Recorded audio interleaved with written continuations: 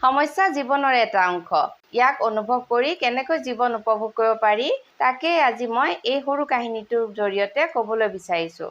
এখন চহৰত এজন ব্যক্তি আছিল। তেওঁ সদায় দুখী হৈয়ে দিন পাৰ কৰিছিল। তেওঁ ভাবিছিল যে তেওঁৰ নিচিনা দুখী মানুহ পৃথিৱীত আৰু কোনো নাই।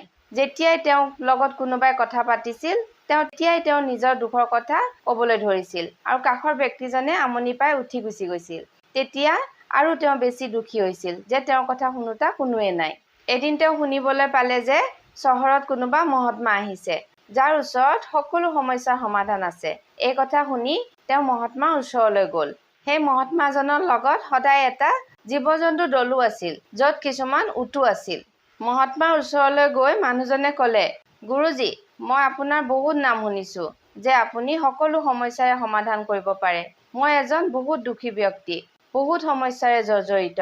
এটা সমস্যাৰ সমাধান হয় কি নহয় দ্বিতীয়টো আহি পৰে। মোৰ সমস্যাৰ কথা কাৰোবাৰ আগত ক'ব বিচাৰিলেও কোনেও শুনিব নিবিচাৰে। পৃথিৱীখন বৰ স্বাৰ্থপৰ। আপুনিয়ে কওক এতিয়া মই কি কৰোঁ?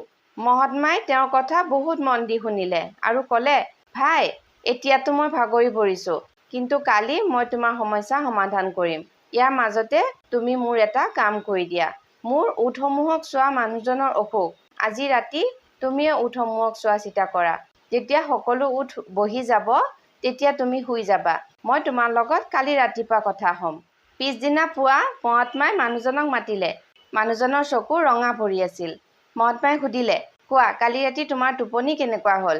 মানুহজনে ক'লে, গুৰুজী, মইতো গোটেই ৰাতি শুবই নোৱাৰিলোঁ। আপুনিয়ে কৈছিল যেতিয়া সকলো উট বহি যায় তুমিও শুই যাবা, কিন্তু তেনেকুৱা নহ'ল। যেতিয়াই এটা উটক কষ্ট কৰি বহোৱাওঁ আনটো থিয় হৈ যায়।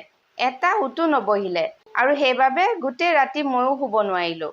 মহাত্মাই হাঁহি পেলাই ক'লে, মই জানো ইমানবোৰ উট একেলগে কেতিয়াও নবহে, তথাপি মই তোমাক এইটো কৰিবলৈ ক'লোঁ।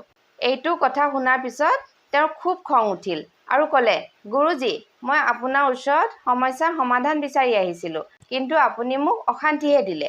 মহাত্মাই ক'লে, নহয় ভাই, আচলতে এইটোৱে তোমাৰ সমস্যাৰ সমাধান।